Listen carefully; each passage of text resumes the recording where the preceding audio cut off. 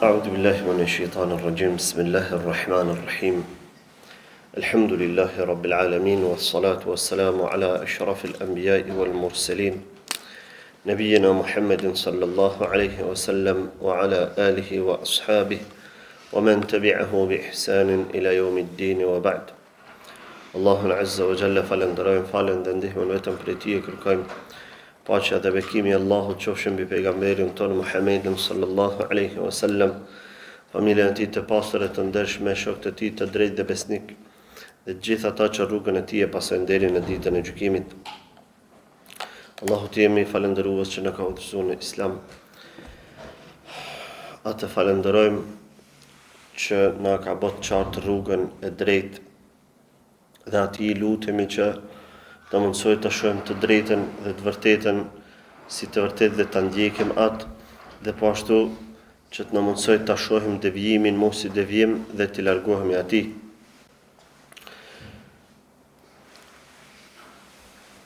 Kemi arrit në fund të kësaj serie fisnike dhe madhështore që flet për jetëshkrimin e njeriut më të madh, njeriut më të mirë, njeriut më me vlerë në mesin e gjithë të bijve të Ademit dhe vetë Ademit alayhi salam, krijesës më të dashur të Allahu azza wa jall, njeriut më të dashur të Allahu fuqiplot, të cilit Allahu fuqiplot i ka përgatitur një vend të veçantë në ditën e Kiametit që quhet Maqamu Mahmud, aty ku nuk do të ulet, nuk është ulur asnjëherë askush dhe nuk do të ulet askush asnjëherë përveç atij. Dhe këtë Allahu azza wa jall e ka bërë për ta nderuar këtë njeri të madh. Dhe veç këtë me ditë muslimani edhe kushdo tjetër me kuptu realitetin dhe tekstet që kanë ardhur, nëse i beson ato, e kupton çfarë privilegjesh dhe çfarë respekti ka merituar dhe meriton ky burr i madh. Mujahidi rahimahullah në një transmetim e përmend se Allahu azza wa jall në ditën e Kiametit, kur do të ulet për të gjykuar krijesat e tij, në arshin e tij ka rezervuar një vend prej 4 gishtrinjesh që ta ul pejgamberin e tij sallallahu alaihi wasallam në ditën e Kiametit si nderim për të.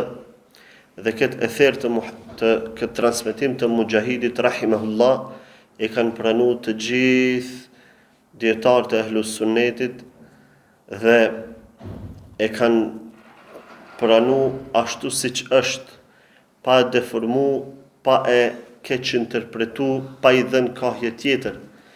Dhe madje ata kanë konstatuar që kushdo që mundohet ta refuzoj këtë transmetim dhe mundohet ta keq interpretoj këtë transmetim, rrezikohet të hyjë në grupën dhe taborin e atyre që i mohojnë sifatet e Allahut azza wa jall.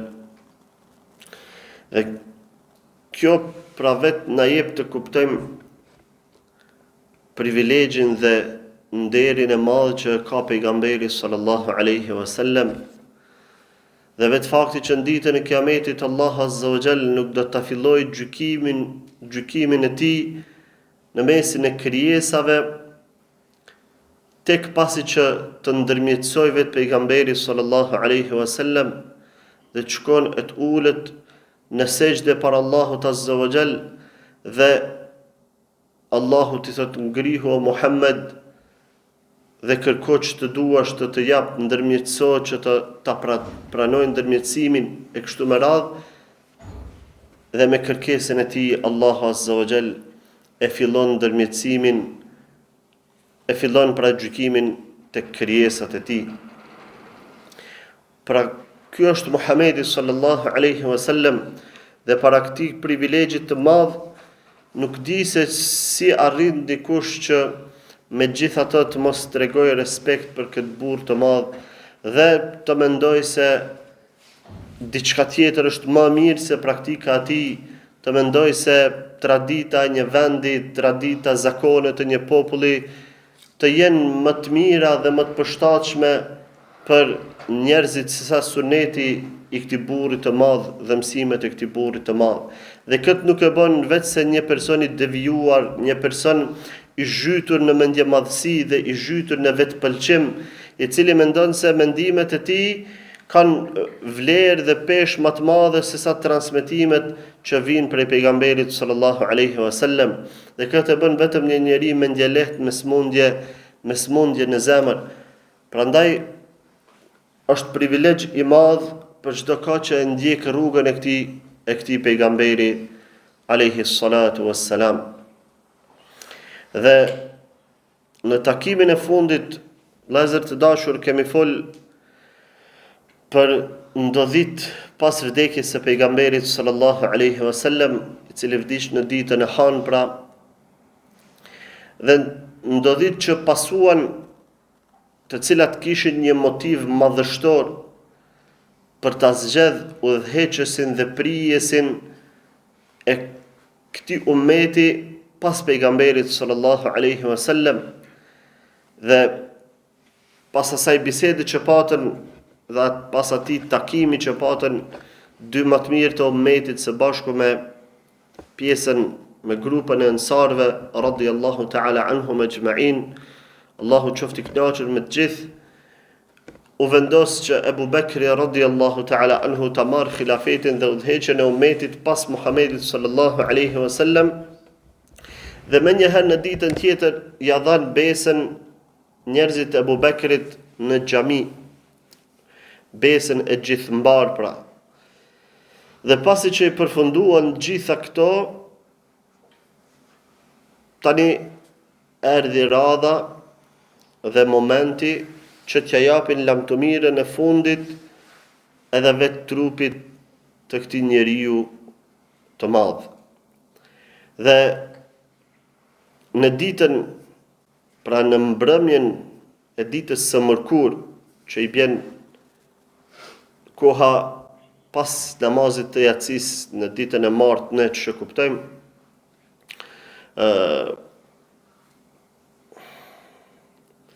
sahabët e morën iniciativën që të vazhdojnë matutje me përgatitjen e kufomës së pejgamberit sallallahu alaihi wasallam. Dhe thot Aisha radhiyallahu ta'ala anha që në fillim sahabët ranë në mospajtim nga paditoria se çfarë të veprojnë, nuk kishin tekst të drejt për drejt se çfarë duhet të veprojnë me trupin e pejgamberit sallallahu alaihi wasallam pas vdekjes së tij. Dhe ranë në mospajtim se si duhet ta pastrojnë. Thanë, wallahi ma nadri kayfa nasna an nujarridu rasulallahi sallallahu alaihi wasallam kama nujarridu mautana am naghsiluhu wa alayhi thiyabuhu. Pasha Allahun s'podina çish me vepru. Ata zhveshim trupin e pejgamberit sallallahu alaihi wasallam si që zhveshim të vdekurit tan, apo ta pastrojmë me rrobat e tij të veshura. Dhe ranë pra në mos pajtim për shkak se nuk kishin ndonjë tekst të drejt për drejt. E të veprohet diçka në fenë e Allahut azza wa jall nga hamendja, ajo nuk i përkonte, do të thotë, asaj moralit dhe profilit të sahabiut.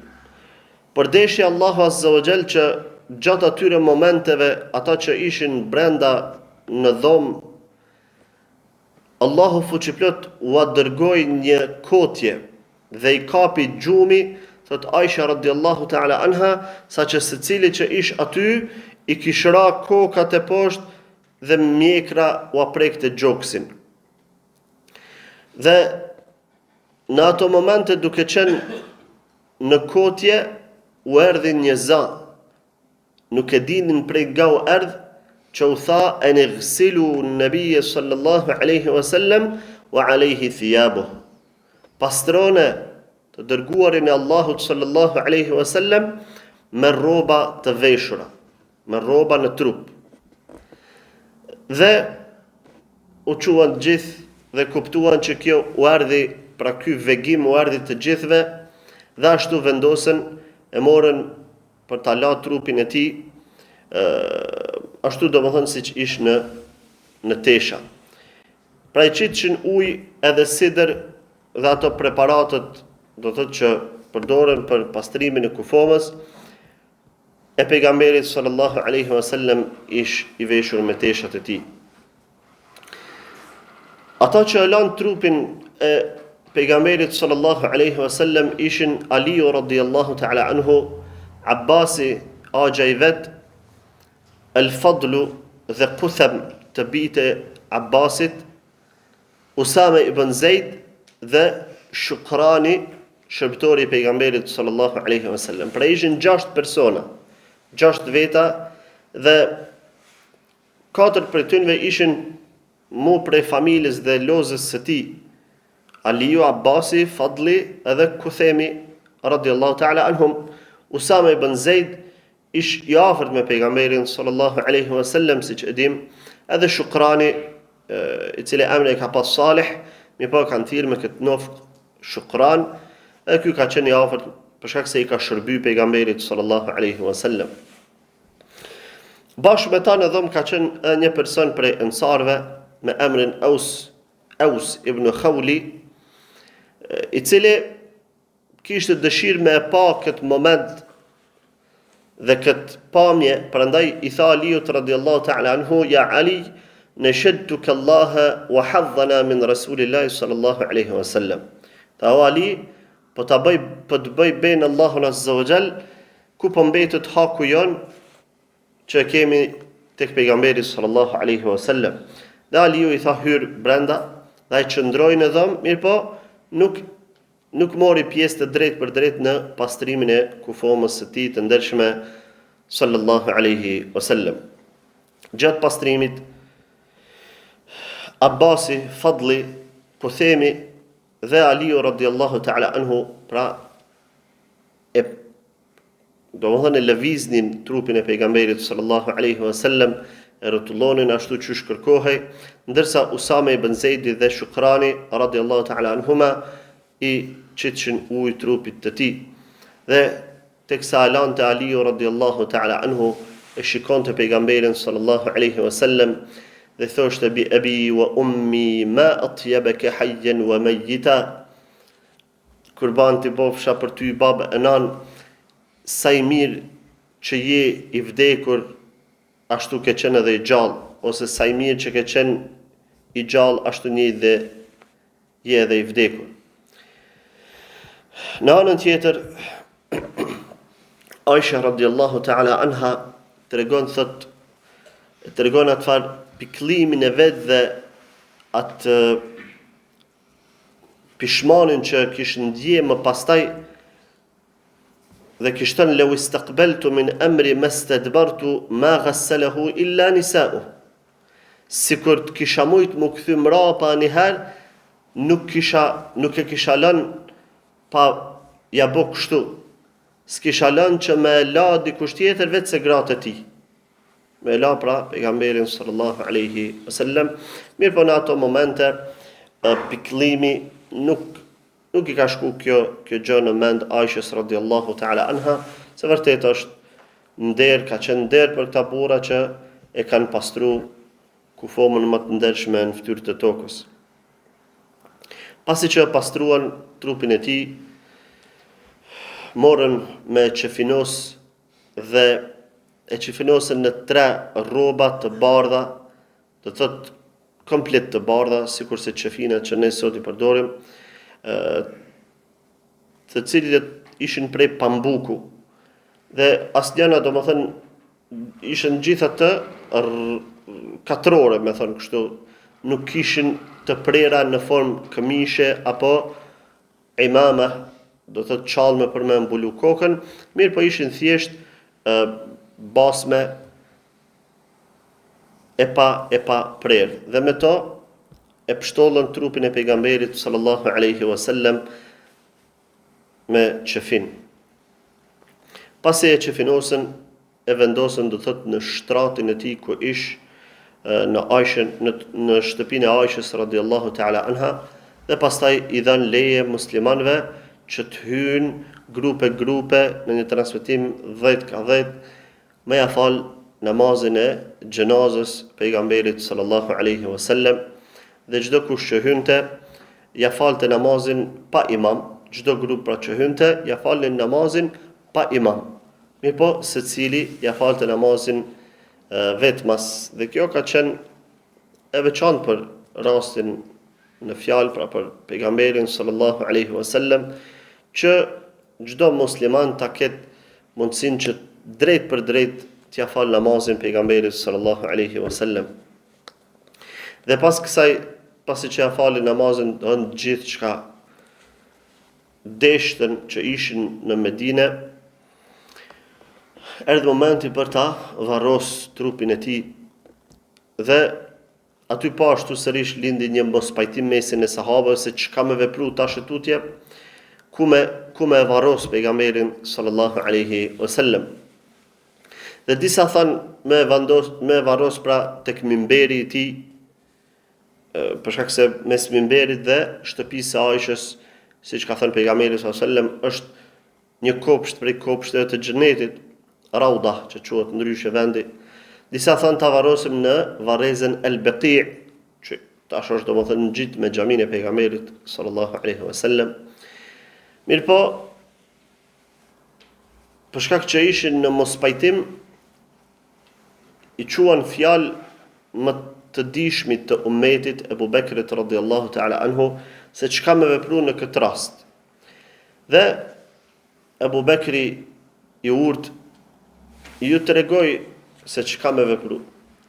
Dhe mendimi i tij nuk ishte vetëse pasim dhe ndjekje e sunetit dhe hadithit pejgamberit sallallahu alaihi wasallam. I tha Abu Bekri, sami'tu Rasulullahi sallallahu alaihi wasallam yaqul, e kam dëgju të dërguarin e Allahut sallallahu alaihi wasallam duke thënë, ma qabada Allahu nabiyyan illa fil mawdi'i alladhi yuhibbu an yudfana fihi. Allahu azza wa jall çdo pejgamberi që ja ka marrë shpirtin, ja ka marrë tek ai vend ku Allahu ka dëshë të varroset. Çdo pejgamberit ja ka marrë shpirtin tek vendi ku Allahu ka dëshë që ai pejgamber të varroset. Dhe ky ishte domethënë teksti drejt për drejt. Prandaj Abu Bekri ju tha, idfinuhu fi mawdi'i firashihi, ta varrosne mu tek shtrati i tij ku ka vdek. Dhe kjo është domethënë ajo far burria e njeriut të urt që të mos flas nga mendja e tij, por të flas vetëm me atë që e din nga provat dhe argumentet sheriatike.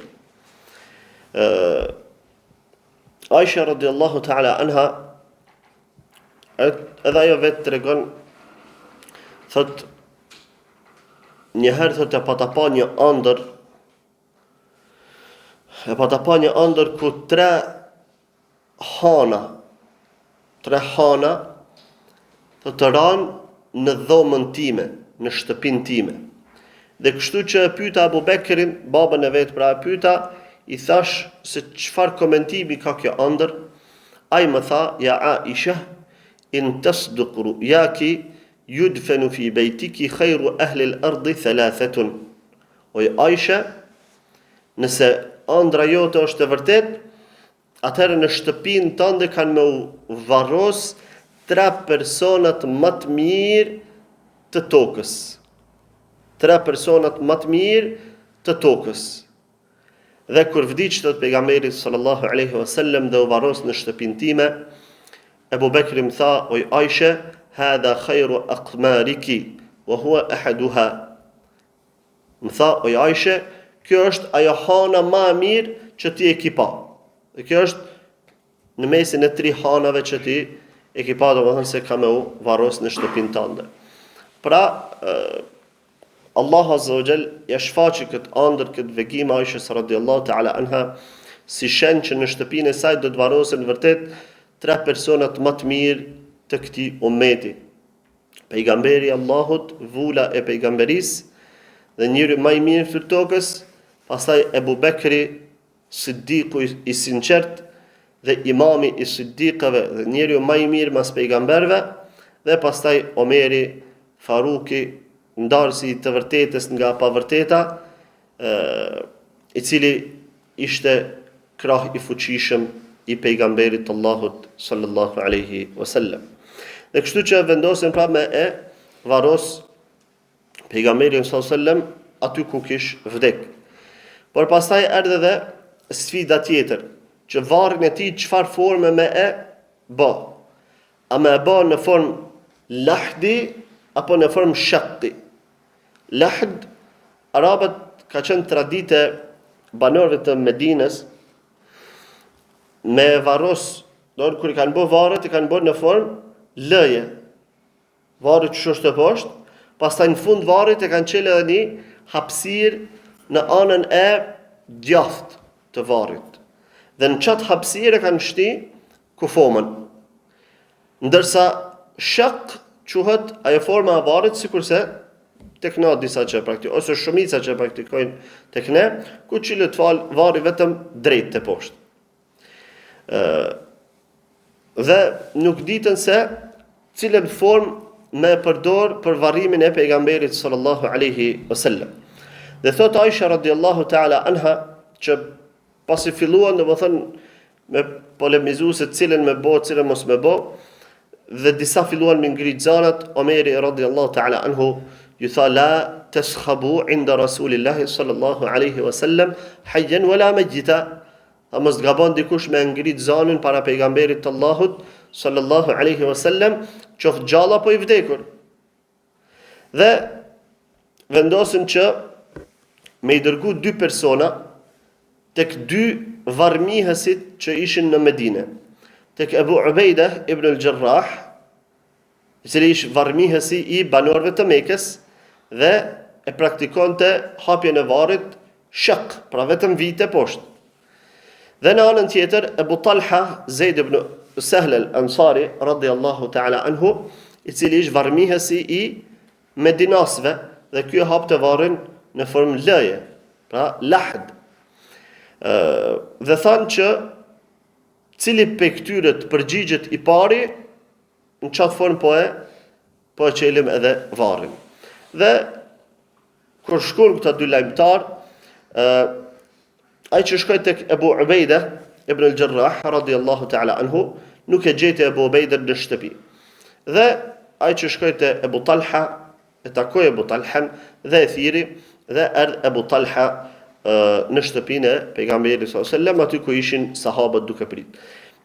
Dhe kjo u vendos, pra nëpërmjet kësaj u vendos që varri i pejgamberit sallallahu alaihi wasallam të hapej në formë lahd, pra në formën L, që e përmendëm.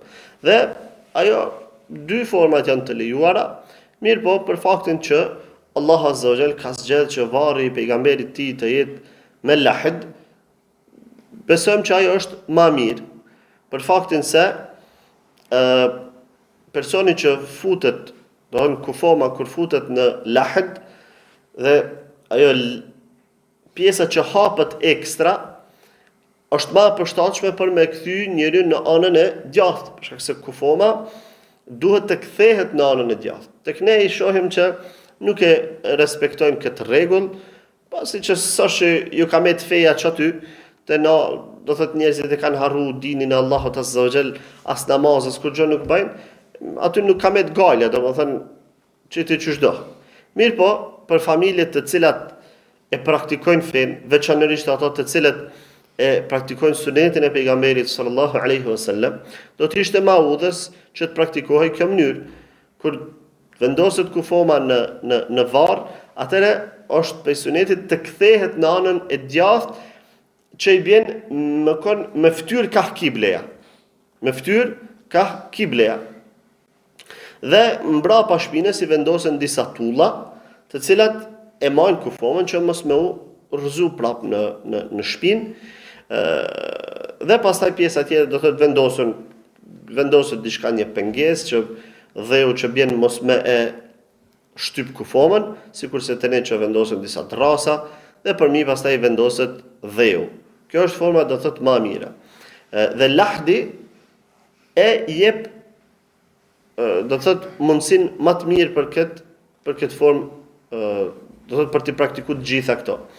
Mundet të bëhet edhe në shek për të kthehet trupi e tjera, mi po në rast kur drasat kalbën e tjera bjen dheu të poshtë, ajo mund të çojë deri tek domethënë shtypja kufomës e tjera, ma udhës është kufoma të jetë në pjesën lahd dhe ajo është më afër ruajtjes së kufomës. Kur ardhi Abu Talha radhiyallahu ta'ala anhu,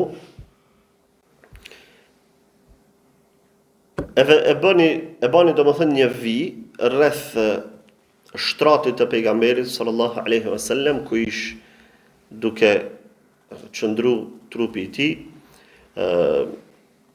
dhe atëre nuk kanë qenë shtëpit sikurse të na sot shtrume me të çfarë shtrese përfuni me dohen laminate, bërcuke, maltere, çmaltera ato të poshtë nuk kanë pas. Dohen drejt në dhej ka qenë shtrati pejgamberit sallallahu alaihi wasallam. Dhe pasi që bani do thot vijën dhe rrethojti pjesën ku ka me hap varrin, e kapën me shtrat trupin e tij dhe e vendosën në një pjesë tjetër të dhomës dhe vazhdoi Abu Talha radhiyallahu ta'ala anhu me punu në hapjen e varrit të pejgamberit sallallahu alaihi wasallam.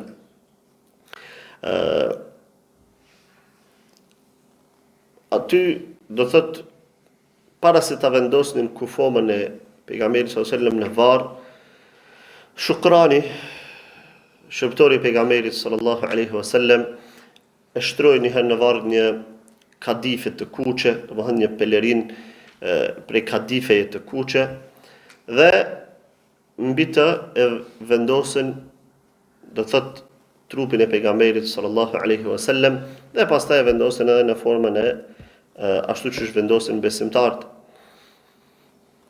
Para se ta mbulonin trupin e tij, para se ta kthenin sërish dheun në varrin e pejgamberit sallallahu alaihi wasallam, përmendet që Mughira ibn Shu'bah radhiyallahu ta'ala anhu, nga dëshira ati që me kon personi fundit që është përshëndet me trupin e pejgamberit sallallahu alaihi wasallam, ju tha atyre që ishin për rreth, tha qad baqiya min rijlayhi shay'un lam yuslihuh. Tha pritin se kamet një pjesë të kam të tij s'ja kanë rregullu mirë. Dhe i than hyn pra rregulloje. Dhe hyni Mughira ibn Shu'bah e preki, do thot i preki këmbët e pejgamberit sallallahu alaihi wasallam dhe pastaj i tha halshone, filloni me lshu, do thot dheun. Dhe ata fillon me lshu dheun derisa arritën domethënë tek kërciri në gjunj. Pastaj Mughira dolin nga varri i pejgamberit sallallahu alaihi wasallam. Dhe pastaj Mughira radhiyallahu ta'ala anhu përmente, thoshte ana uhdathukum ahdan bi rasulillahi sallallahu alaihi wasallam, i thoshte të tjerëve, unë jam i fundit që ju nda prej pejgamberit sallallahu alaihi wasallam. Në disa transmetime tjera përmendet që nuk ka qenë Mughira, po ka qenë Kuthem, djali i Abbasit radhiyallahu ta'ala anhu. Në një transmetim përmendet që e kanë pyet Aliun radhiyallahu ta'ala anhu, i kanë thënë, o Ebu Hasan, kemi ardhur më të pyet diçka, po kena qef më na tregu drejt. Dhe e ka pa domethënë mohabeti që shpësillet, ju ka thënë, po mdoket që keni ardhur, po mdoket që Mughira ibn Shu'bah ju ka thënë se ai ka qenë i fundit që e ka prek trupin e pejgamberit sallallahu alaihi wasallam. I thënë po, për këtë punë kena ardhur më të pyet. Dhe thot, na tha Aliu radhiyallahu ta'ala anhu që personi i fundit që e ka prek trupin e pejgamberit sallallahu alaihi wasallam ka qenë Kuthem ibn al-Abbas radhiyallahu ta'ala anhu.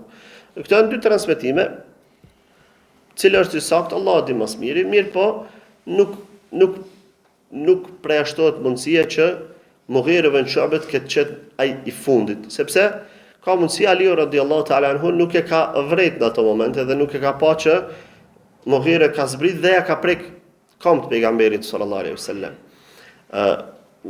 Dhe është mbështet në atë dijen e tij që ka pas se e ka pa për sfundi herë ku themin ty e prek kur e kanë zbrit. E është mbështet në këtë dije.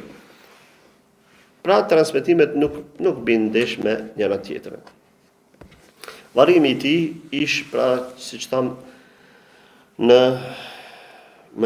mbrëmjen e ditës së mërkur, gjithmonë kur e përmendim në mbrëmjen e një diteje në Islam, do të më kuptu që nuk është mbrëmja që kuptojmë na këtu.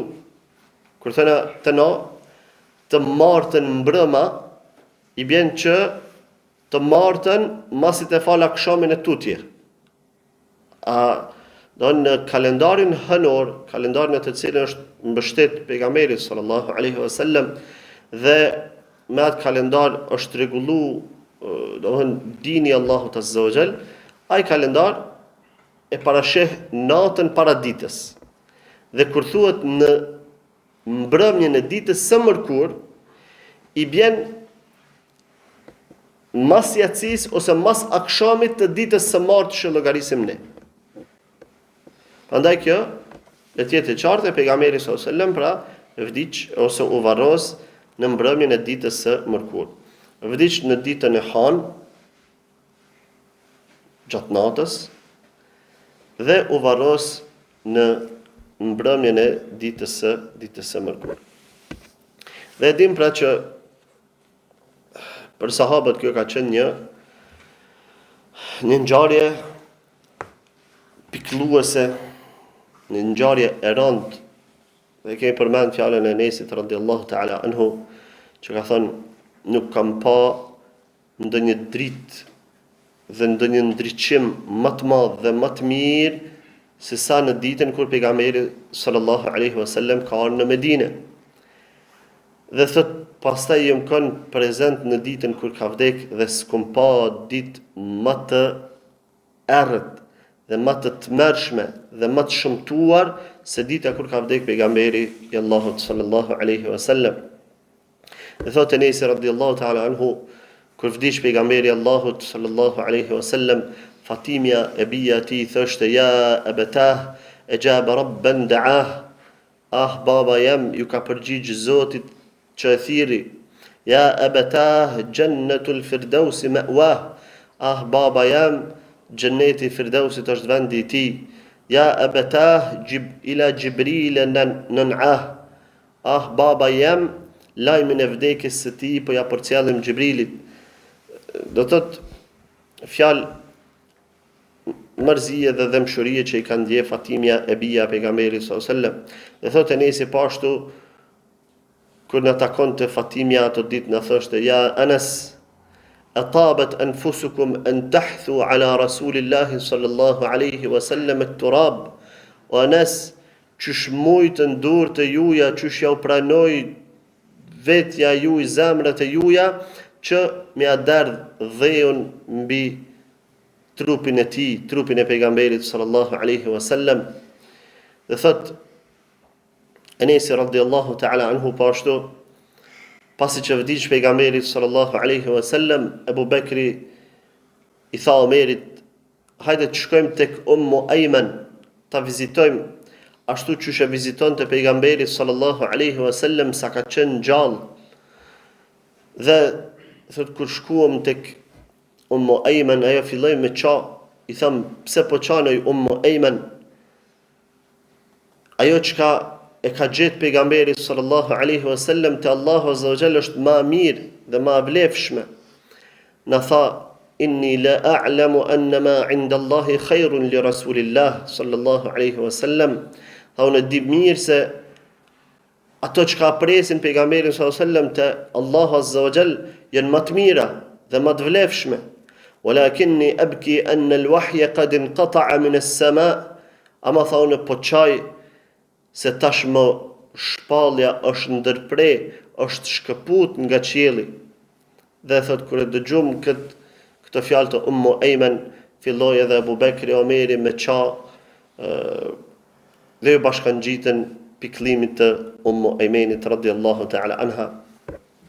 Pra shohim këtu se si me njëherë pasi që vdiq pejgamberi sallallahu alaihi wasallam, dy njerëzit më të mirë të ummetit çka bënën e vazhdojnë traditën e tij. Një traditë të bamirësisë që e vizitonte pra pejgamberi sallallahu alaihi wasallam Ummu Ejmenin radhiyallahu ta'ala anha, cila ka qenë moshuar, dhe këta deshin që ta vazhdojnë traditën e tij, traditën e pejgamberit, të ecin hapave të tij. Dhe kjo është ai far morali dhe edukata që i përket një ndjekësi të sunetit pejgamberit sallallahu alaihi wasallam dhe një muslimani që e do Allahun dhe pejgamberin e tij, që të ecë fërkanëve të pejgamberit sallallahu alaihi wasallam, që të ecë hapave ka ecë ai, dhe të mos e neglizhoj këtë. Kur han të haj si që ka hangër aj, kur flet të flas si që ka hangër aj, dhe çdo gjë që të mundet me e ba, le ta bëj si që e ka bë aj.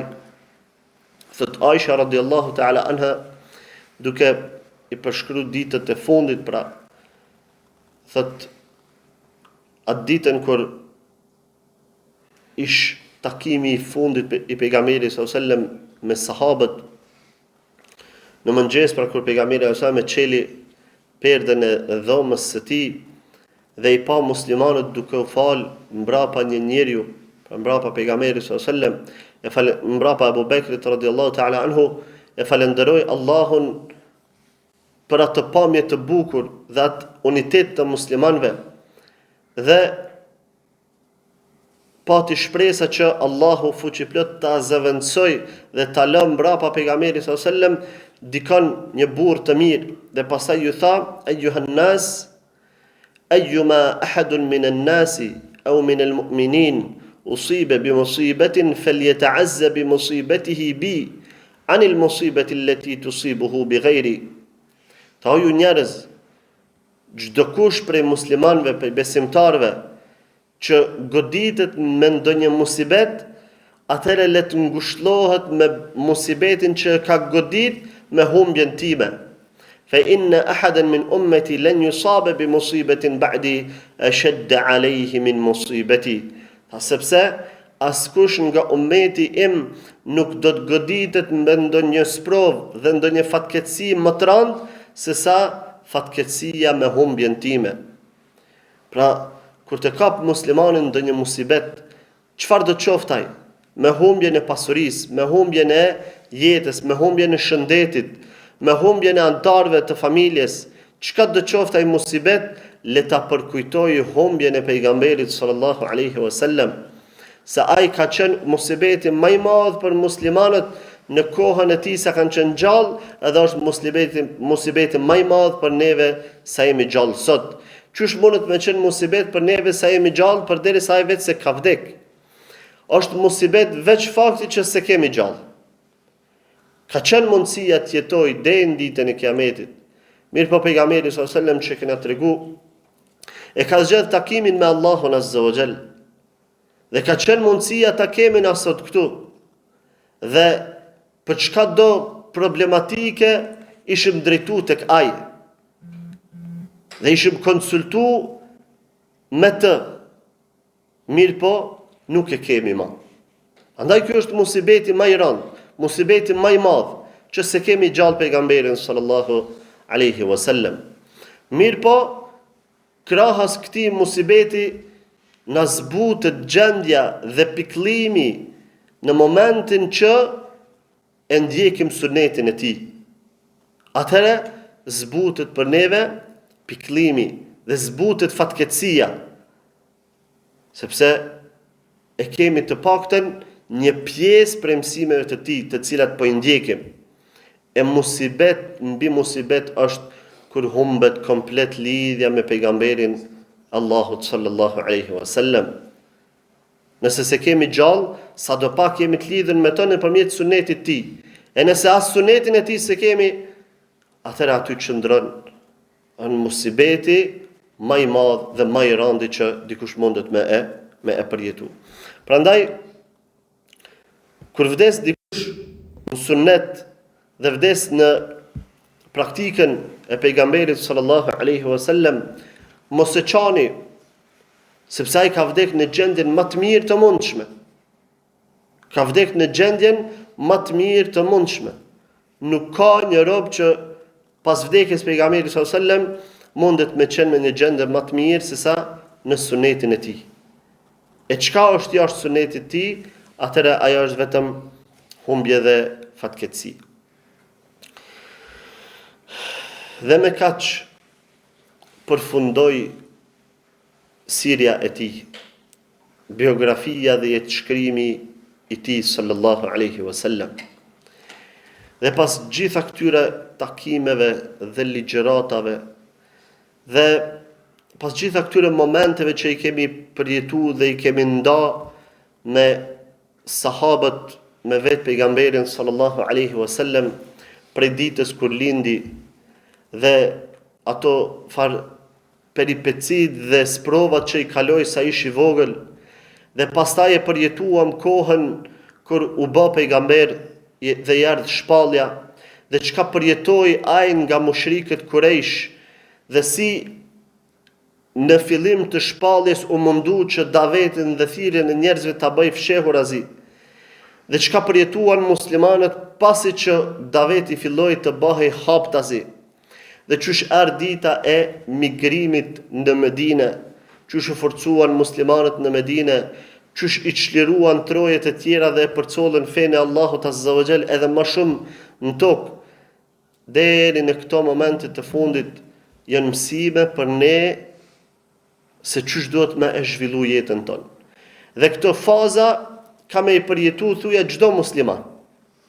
Këto faza kam i përjetu çdo musliman. Atë fazën e fillimit kur është i dobët në islam dhe fazën kur forcohet islami.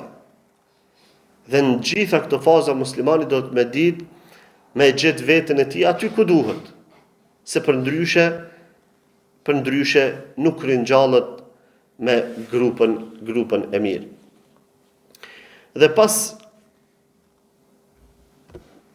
kësaj sireje dhe mësimit të këtij pejgamberi dhe jetës së tij dhe njohjes së këtij pejgamberi në pika të përgjithshme që kemi përmend dhe në detaje të caktuara, ja vlen që në fund vetëm t'ja përkujtojmë vetes të drejtat dhe qasjen tonë çish duhet me pas karshi këtij pejgamberi dhe burrit të madh. Çfarë të drejtash ka ai ndaj nesh? Dhe e para e të drejtave që ka ai ndaj nesh është pjesa e dytë e shahadetit. Ashhadu an la ilaha illa Allah wa ashhadu anna Muhammadan Rasulullah. Ta besojmë dhe personi ta besoj pejgamberin e tij. Të besoj në Muhammedin sallallahu alaihi wasallam si pejgamber. Dhe këtë Allah azza wa jalla ka urdhëruar në Kur'an, kur thot fa aminu billahi wa rasulihi wan nuri alladhi anzalna. Besojeni Allahun dhe të dërguarin e tij dhe shpallën apo dritën që kemi zbrit bashkë me të.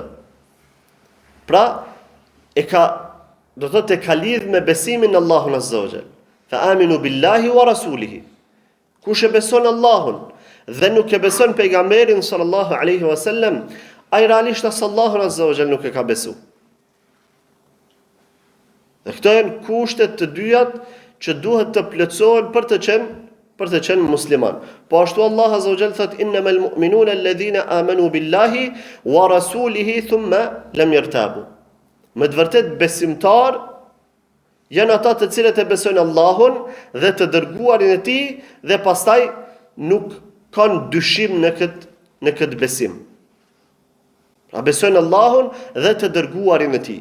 Ai i cili nuk e beson Allahun ose e beson Allahun, por se beson pejgamberin sallallahu alaihi wasallam, të nditën le thot unë jam besimtar, unë jam musliman, unë jam besimtar, unë jam musliman, atij nuk i vlen. Besimtari i vërtet është ai që e beson Allahun dhe të dërguarin e tij. Përndryshe nuk ka iman në zemrën e tij.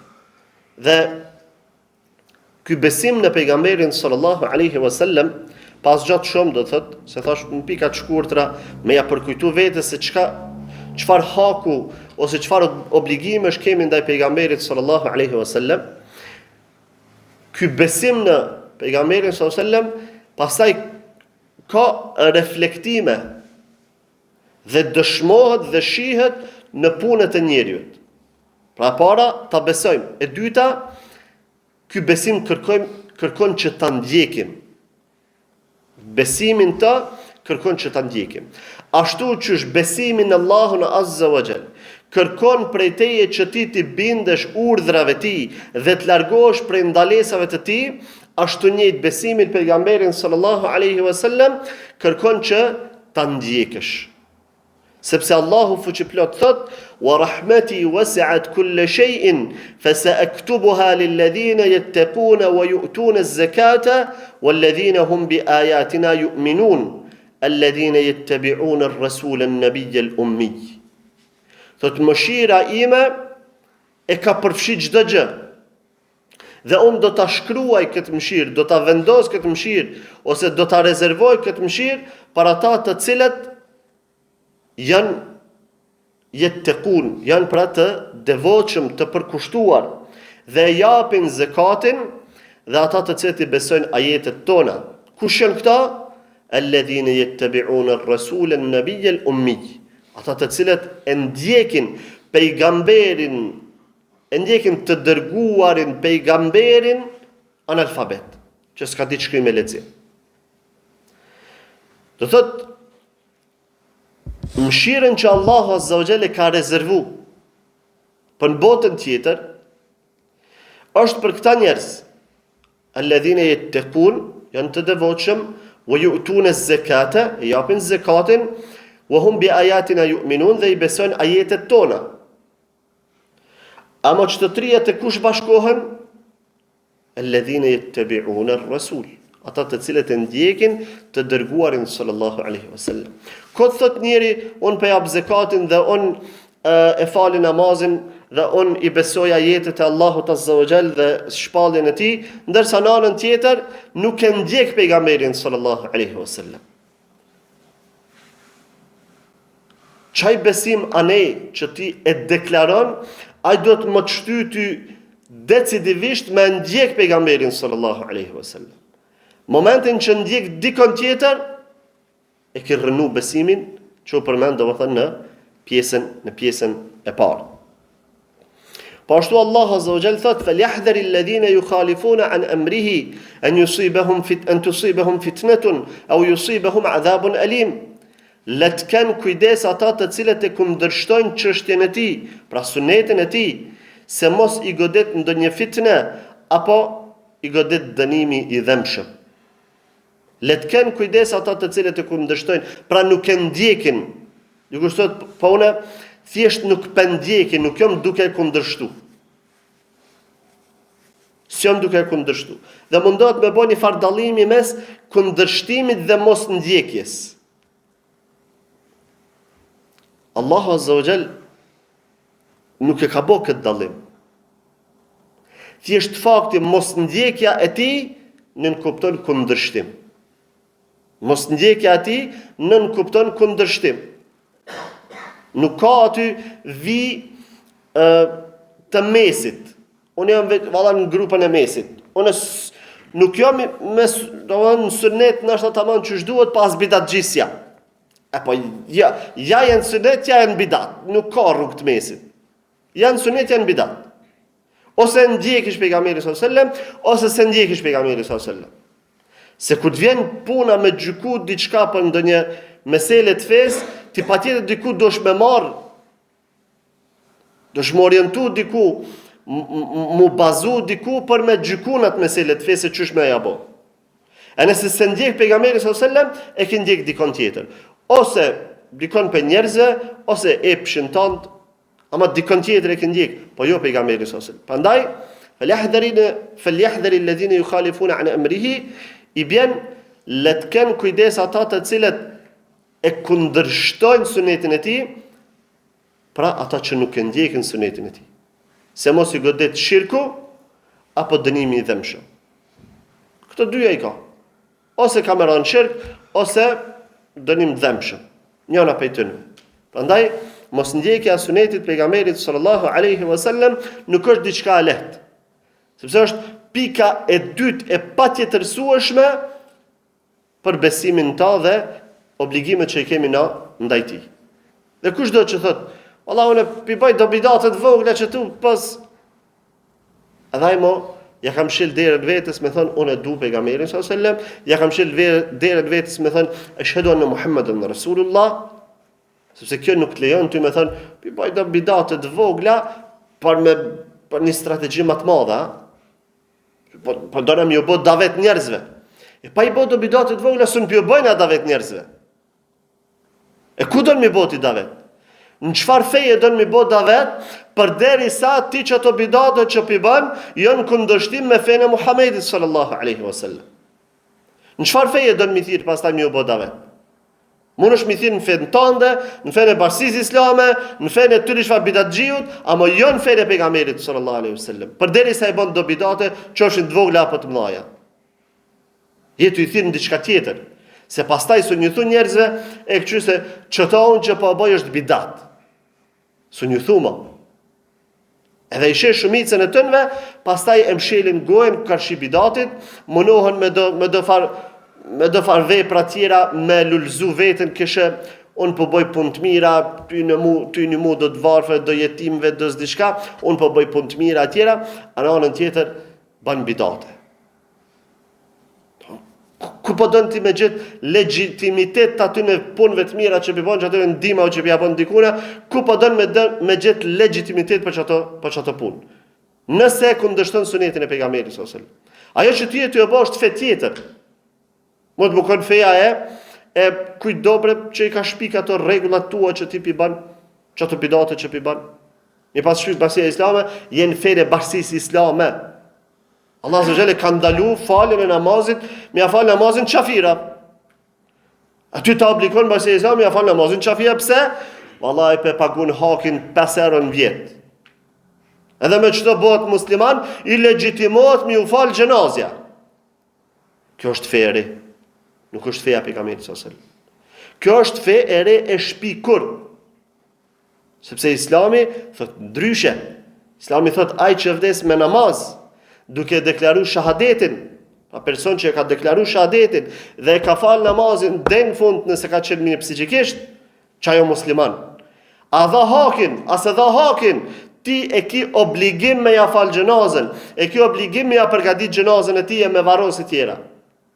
S'ka aty e ka dhënë hakin, se ka dhënë hakin. Ama kjo është një standard i ri që e ka shpik dikush pe budallëve të këtij shekulli. Po s'është feja pejgamberit sallallahu alaihi wasallam. Feja pejgamberit sallallahu alaihi wasallam është ndryshe. E kushdo që i bën këtë sene, ai mos thotë unë jam ashhadu anna Muhammeden rasulullah. Ja beti jetu i thon ashhadu anna bashkia islame rasulullah. Se Rasulullah ka thënë ndryshe. Prandaj duhet pas parasysh këtë gjëna. Edhe pse dikuna i pëlqen, dikuna si pëlqen, apo kjo është e vërteta. Se Allah azza wa jall po thot falyahdhar alladhina yukhalifuna an amrihi an tusibahum fitnatun. Kam i godit fitne, ma Ahmed thot shirk. E kur ti ngodon dikon tjetër në fenë Allahut azza wa jall, me bëni halal haram, me bëni haram halal, ajo është shirk. Edhe Allah pretendon me nënë që e muslimana? Ka, ajo është pikë çuditëse e madhe në imanin tonë pastaj. Nëse pengon dikon tjetër me bë halalin haram e haramin halal. Ajo është pikë pyetje, pikë çuditëse, pikë pyetje e madhe në imanin tonë. Sepse këto ajete nuk kanë zbrit, por me thonë, sa interesant. Çfarë ajete madhështore kom nis sot. S'kan zbrit për këtë punë. Këto ajete kanë zbrit për me na thonë, keni kujdes, mos u ndiqni rrugën e dikujt tjetër. Prandaj, edhe njeriu duhet me marrë mësim për këtënve. Po ashtu Allah azza wa jalla thot, "Fala wa rabbika la yu'minuna hatta yuhakkimuka fima shajara bainahum, thumma la yajidu fi anfusihim harajan mimma qadayta wa yusallimu taslima." Thot, "Fala wa rabbika", jo pasha Zotin tënd. Allah azza wa jalla po betohet. Jo pasha Zotin tënd, ata s'kan besu derisa ty nuk të marrin për gjykatës në ato farë mos pajtimet e tënve që i kanë, dhe pastaj kur ti të gjykon diçka, ata të mos ju mbetet hatri as një pikë në zemrën e tënve dhe të nënshtrohen plotësisht. Kush se bën çeta? La yu'minun. Ata s'janë të besu. Ata mund më kanë gradën e munafikëve që kështu thënë najna të besu, po mrena kanë kufër. Se kur ti thot, o ti insan, pejgamberi sallallahu alaihi wasallam çështu ka thënë, pejgamberi sallallahu alaihi wasallam çështu ka bë, ai thotë jo se ka thënë Abu Hanifja, ka thënë filani, ka thënë, morë pejgamberi sallallahu alaihi wasallam kush e lë namazin ka bë kufër, ja se Abu Hanifja ka thënë, ja ai s'bën kufër. Subhan. Pejgamberi sa po gjykon këtë çështje, po thotë kush e ka lënë namazin ka bë kufër, e ka pru një gjykim, e ti po thuaj jo filani, jo fisteke e ka më mirë. Çfarë imani po pellogarit pastaj? Ajo nuk është fe e Muhamedit sallallahu alaihi wasallam. Ajo është fe e murxhive, fe e krejt atyre që thënë kështu. Ama fe e Muhamedit sallallahu alaihi wasallam jo. Alhamdulillah që Allah azza wa jall na ka përcjell, domethënë fenë e tij, brez pas brezit, të ruajtur me transmetime, me ajete, me hadithe, edhe ulemat ehlus sunetit hala vazhdojnë më kanë gjallë dhe i kanë da, domethënë këtë çështje. Dhe pika e tretë që kemi obligim ndaj tij është dashuria për të. Ta duam. Dhe vetë pejgamberi sallallahu alajhi wasallam na ka treguar këtë realitet, ka thënë la yu'minu ahadukum hatta akuna habba ilayhi min waladihi wa walidihi wan nas ajma'in. Nuk ka besu askush përderisa të mos jem unë më i dashur tek ai se fëmijët e tij, prindërit e tij dhe gjithë njerëzit. Nuk ka besu. Pastaj një ditë kur i ra një bisedë, u zhvillu një bisedë mes pejgamberit sallallahu alajhi wasallam dhe Omerit radhiyallahu ta'ala anhu, Omeri i tha ja Rasulullah, la anta ahabbu ilayya min kulli shay'in illa min nafsi. Tha pasha Allahun i dërguari i Allahut. Tha ti je më i dashur për mua se çdo sen, përveç nefsit tim. Sepse Omeri e kishte një këtë hadith, edhe kish mendu që aty nuk hyn nefsi i personit. Se ka shi njerëzve tjerë, nuk duhet më konë dikush më i dashur se nefsi jot, se ty të vynet me pështu në botën tjetër. Ty të vynet me e bot kënaqur Allahun azza wa jall, mos me hidhru Allahun azza wa jall. Jo më thon, ani baba jam le të pështon, ose nana jam le të pështon, mos të hyn, mos të përfundojnë në xhehenam, e kurse unë namazeze hëngt në xhehenam. Jo, nuk ka ashtu. Nuk ka ashtu. Mas pari vetja jote. Me pështu, pastaj tjertë. Hajt veç e vladi jam le të pështon, unë jo. Kjo loj nuk luhet me xhehenam. Në dunja po luhet. Hajt, le të pështon djali jam unë nëse des s'prish punë, për dunja s'prish punë. Ama për ahiret kjo loj nuk luhet. Sa aty është përjetësisht. Djali jot kënaqet, pastaj e vllatë tu kënaqen në xhennet, e ti me kufër në xhehenam përjetësisht s'ja vlen. Mas pari vetja jote, pastaj tjetër. E Omeri radhiyallahu ta'ala anhu kish pas çet llogaritje në mendjen e tij. Mirë po pejgamberi sallallahu alajhi wasallam i tha la walladhi nafsi bi yadihi hatta akuna ahabba ilayka min nafsik. Tha jo pasha Allahun, jo pasha atë që ka në dorë shpirtin tim, përpa u kon one më i dashur te ti se sa edhe vetja jote. Çatëre ki besu ç'është duhet. Edhe Omeri tha wallahi al-ana ya Rasulullah la anta ahabbu ilayya min nafsi. Që tash i thaj dërguari i Allahut, ti je më i dashur për mua dhe se sa nefsi jam, se sa vetja jam. Abi sa më tha, el-ana ya Umar, që tash Omer ki besu ç'është duhet. Domethënë, që kjo është ai far haki që kemi ndaj pejgamberit sallallahu alaihi wasallam. Me e desht më shumë se çdo kan tjetër, madje më shumë se vetja jonë. E kjo lidhet pastaj me ato dy të parat. Thot, nefsi jot po takona që për me fitu do pare, për me fitu një rroge, për vallahi për duhet me bë do bidata. Ja, thuj nefsit jo. Se pejgamberi sallallahu alajhi wasallam është më i dashur për mua se sa ti nefs. Më i dashur. Andaj thuj nefsit jo. po mos t'ja prishi nanës ose mos t'ja prishi babës, nuk ka. Suneti nuk shkilet për mos m'ja prish nanës e babës. Lema dikujt tjetër. Shefit ose kryetarit ose jo. As nanës, as babës, as evladit, as gruas, as hiç kërkush. Gruaja mënohet më ta turbullu menën, nesen, ama jo thuj. Burri mënohet më ta turbullu menën, nesen, apo? Jo, nuk ka. Sepse pejgamberi s.a.s. është më i dashur për neve se të gjithë. Nëse ka një burr që i thot gruas vet, çu ti përdon pejgamberin sa më shumë se mua, po thuj. Ai burr është ahmak. Ahmak është ai burr. Balosh, budall. Se gruaja, nana, evladi, çika, gjithë duhet me dash pejgamberin sallallahu alajhi wasallam më shumë se çdo kënd tjetër. Pra për njerëzve, sepse mbi dashurinë e pejgamberit sallallahu alajhi wasallam është dashuria ndaj Allahut azza wa jall. Prandaj edhe e duam pejgamberin sallallahu alajhi wasallam sepse është më i dashuri te Allahu fuqiplot. Dhe kjo le të jetë, domethënë, le të jetë e qartë për gjithë.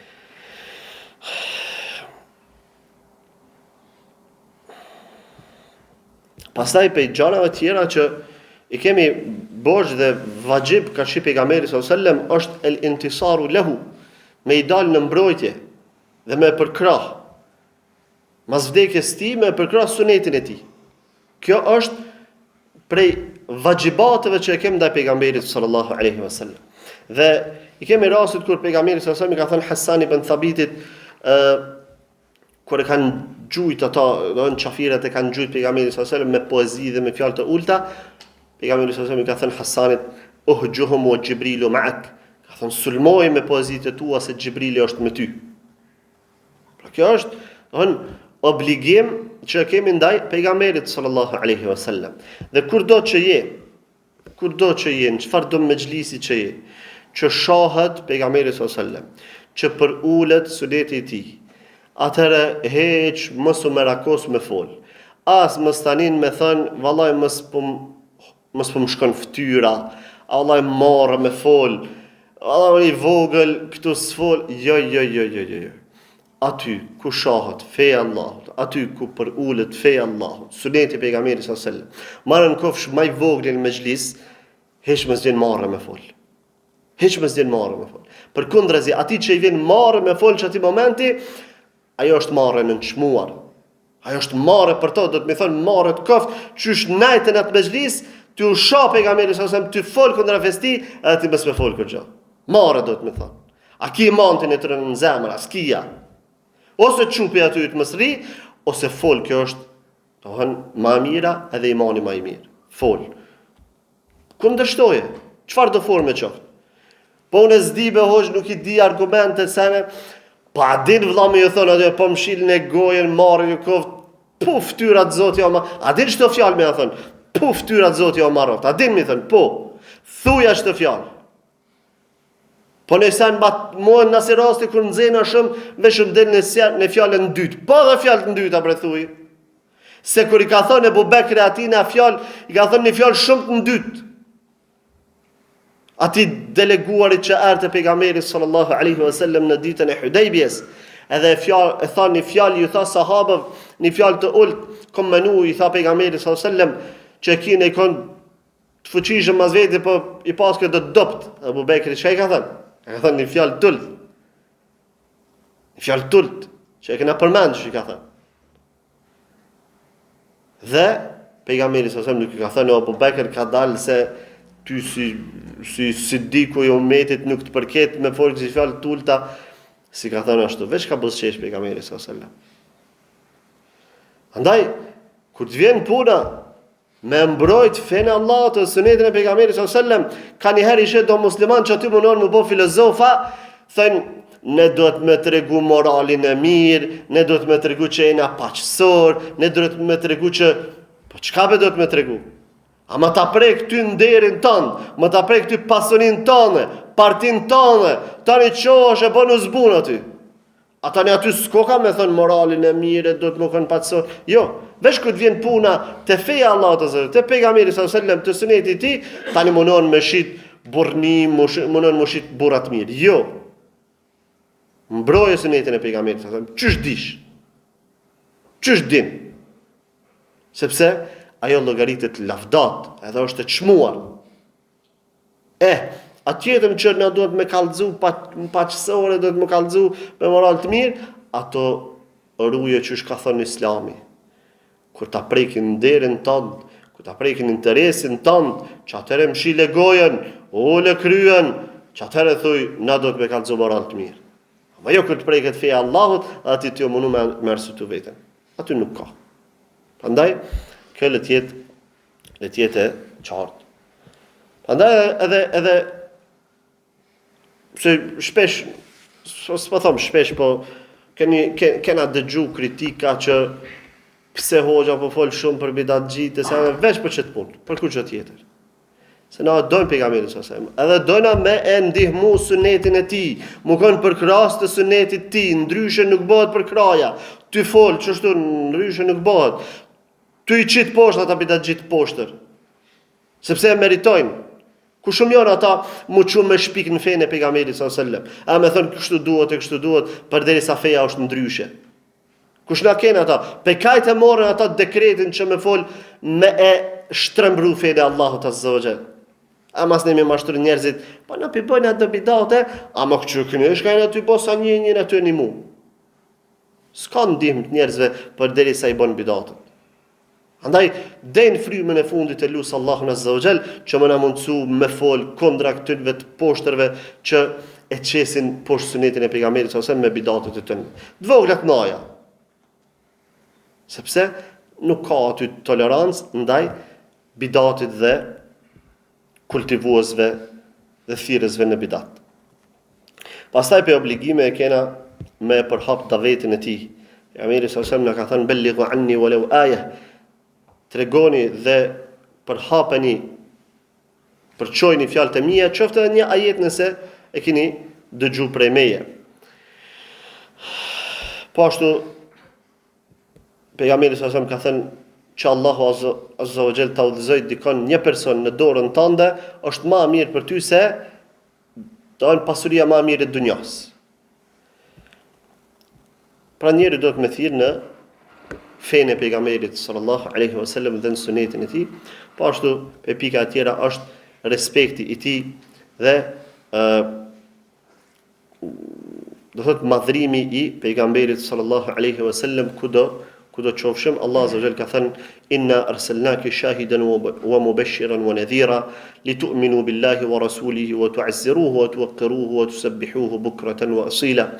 Ne të kemi dërguar ty o Muhammed si dëshmitar dhe përgëzues dhe paralajmërues që ju o njerëz të besoni Allahun dhe të dërguarin e tij dhe ta respektoni ato dhe ta madhroni dhe ta lartësoni Allahun azza wa jall mëngjes e mbrëmje. Pra ky ajet po na tregon që e kemi hak ndaj pejgamberit sallallahu alajhi wasallam ta respektojmë. Po ashtu pe hakëve ndaj tij që e kemi obligim ndaj tij është me çu salavat sa herë që të përmendet emri i tij. Pejgamberi sallallahu alajhi wasallam ka thënë men salla alayya wahidatan sallallahu biha 10. Kush e çon një salavat për mua, Allah azza wa jall për atë salavat ja çon edhe 10 fish në tënve. Po ashtu ka thënë rrugme an farajulin dhukirtu indahu falam yusalli alay, ju po shtroft fytyra atij i cili kur përmendëm në praninë e tij nuk çon salavat mbi mua. Dhe pika fundit për obligimin që kemi ndaj pejgamberit sallallahu alajhi wasallam është ti përkrahim dhe ti duam të dashurit e sunetit ti, të dashurit e pejgamberit sallallahu alajhi wasallam dhe ti urrejm armiqtë e tij, ti urrejm ata të cilët e kundërshtojnë sunetin e tij. Pa kjo është pjesë e fesë. Ti duam ata që janë sunet dhe ti urrejm ata që janë bidat. Shumë e qartë dhe e drejt për drejt. Allah azza wa jalla ka thënë la tajidu qauman yu'minuna billahi wal yawmil akhir yuwadduna man hadda Allah wa rasulahu. Thot nuk gjen asnjë njerëz që e besojnë Allahun dhe ditën e Kiametit dhe i duan ata që kundërshtojnë Allahun dhe të dërguarin e tij. ولو كانوا آباءهم أو أبناءهم أو إخوانهم أو عشيرتهم أولئك كتب في قلوبهم الإيمان وأيدهم بروح منه. Edhe nëse këta që kundërshtojnë sunetin e tij që kundërshtojnë Allahun dhe të dërguarin e tij, janë baballarët e tyre, bijtë e tyre, vëllezërit e tyre, akrabaja e tyre kështu me radhë, dhe të tillët që urrejnë pra kundërshtuesit e Allahut dhe të pejgamberit sallallahu alajhi wasallam, të tillëve Allah azza wa jalla ja u ka shkru imanin në zemër dhe i ka përforcu dhe i ka përkrah me biruhin min, me një shpirt nga ai, me një frym nga ai. Pra njerëzit që e kundërshtojnë sunetin e pejgamberit sallallahu alajhi wasallam, e kundërshtojnë fenë e Allahut azza wa jalla, ata nuk meritojnë më shumë se urrejtje dhe armiqësi. Kuptohet? Urrejtja dhe armiqësia e tillë është në zemër dhe manifestohet në gjymtyr duke mos i përkrah, duke mos ju buzëqesh, duke mos qëndru me ta, duke mos u shoqëru me ta, duke mos ju dhënë selam, duke mos u kthy selamin, duke mos i vizitu kur janë të sëmur, duke mos u përcjell xhenazën. Gjitha hyn këtu. Mirë, po kjo nuk do të thotë që mu çu me i luftu me shpatë, me i luftu fizikisht, për shkak se nuk ka suneti deri në atë pikë. Mirë po, ato që i përmendëm, ato i meritojnë. Sepse disa kanë njëherë e kuptojnë urrejtjen që domosdoshmërisht aty do të më pas mu kacafyt fizikisht. Jo. Urrejtja në kupton mos më ndjet dashuri ndaj tyre, por më ndjet urrejtje. Dhe të njëjtën kohë të manifestohet me një bojkot social. Për shkak se janë në gjendje të tillë që kundërshtojnë Allahun dhe të dërguarin e tij. Pra Allah azza wa jall shumë drejt vërtet po përmend që nuk ka asnjë që besojnë Allahun në ditën e Kiametit, tani i dojnë armiqtë e Allahut dhe armiqtë e Sunetit. S'ka asnjë. E dikush thot, po unë filanin e du se kam muhabet me to, ani pse obidatxhi, aty do të më thonë valla këtu kujdeset ti me imanin ton ke problem, se Allah azza wa jall po thot shumë qartë do të më pas shumë filozofi këtu çto më kuptua. La tajidu qauman yu'minuna billahi wal yawmil akhir. Nuk gjen njerëz që besojnë Allahun dhe ditën e Kiametit, yuaduna, i duan dhe i miqësojnë men hadda Allah wa rasula, ata të cilët e kundërshtojnë Allahun dhe dërguarin e tij. Shumë drejt për drejt.